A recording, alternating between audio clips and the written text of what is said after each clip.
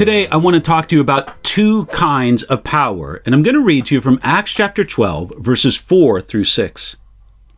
So when he had arrested him, he put him in prison and delivered him to 4 squads of soldiers to keep him, intending to bring him before the people after Passover. Peter was therefore kept in prison, but constant prayer was offered to God for him by the church. And when Herod was about to bring him out, that night Peter was sleeping, bound with 2 chains between 2 soldiers, and the guards before the door were keeping the prison. The first of the apostles had just been martyred a few verses before this in Acts chapter 12. This was James, who was one of the closest companions of Jesus. One of the 3, Peter, James, and John.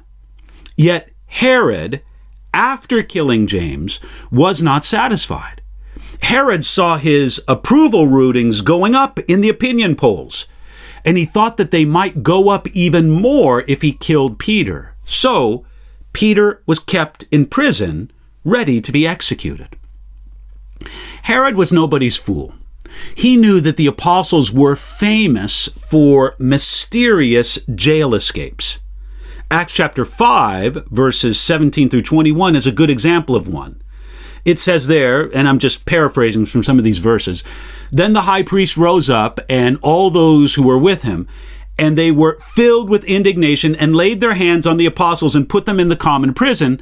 But at night an angel of the Lord opened the prison doors and brought them out." So, in light of that, Herod took no chances. He gave 4 squads of soldiers the job to guard Peter. Herod also chained Peter between 2 soldiers. Normally, a maximum security prisoner would be chained to 1 soldier. Herod gave Peter 2. So, Herod had his soldiers and his prisons, but the church had the power of prayer. The outcome of the contest between those 2 would be decided easily. The prison was shut up securely, but when every other gate is shut and locked, the gate to heaven is wide open.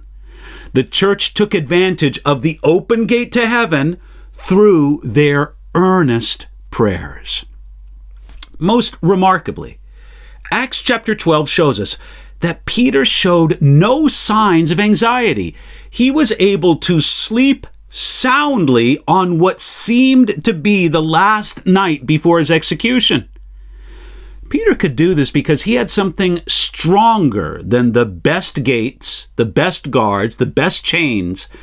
Peter had the promise of God in John chapter 21, verse 18.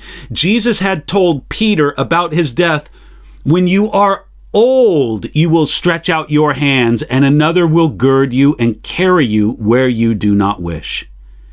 You see, Peter could reason through this like this. Jesus promised me that I would not die for him until I am old. It's only been a few years since he said that, and I'm not really old yet. So this is not my time. I may as well get a good night's sleep. So the power of God he trusted was greater than all of Herod's power. When we have a genuine trust in God's promises, it brings a peace that passes understanding in our lives. Are you stressed? Are you worried? Are you filled with anxiety about things? Then one way to address this is to get your eyes off of your circumstances and fix your eyes on the promises that God has made. Then you can be peaceful enough to sleep, even in the most desperate times. Remember, God's promise for you today, Psalm 127, verse 2, God gives his beloved sleep.